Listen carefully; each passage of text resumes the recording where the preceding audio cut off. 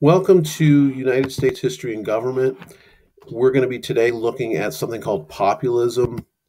And while it deals with industry, it deals with the rise of big business that we've been talking about, it really starts in the West, and it starts with farmers. And if you remember, farmers have been moving out west thanks to the Homestead Act and other government actions, living on the plains, building sod houses, working really hard on the farm, trying to make a go of it.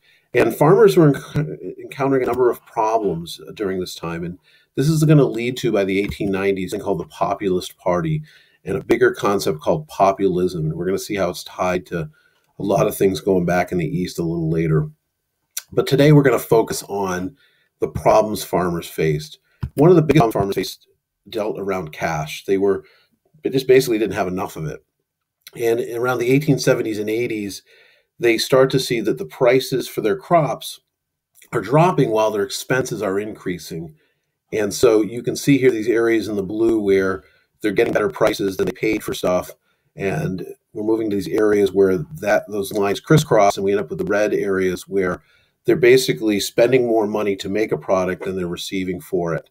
And so as a result of that loss in cash, they're not able to pay their loans, and particularly the loans on their land that they owe to various banks.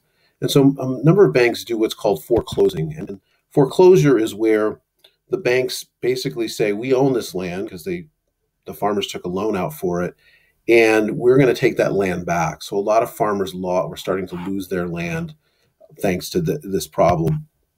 And one of the biggest expenses was shipping. And they had to ship their goods on the railroad. And railroads had been able to expand thanks to help from the government, thanks to a bit of the free market too.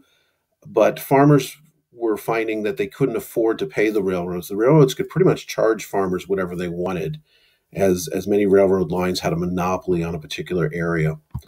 And so when we look at these three problems, the drop in crop prices, farmers going into debt and losing their farms, and the railroad companies charging whatever they wanted, there's no government regulation of the railroads, farmers are pretty frustrated.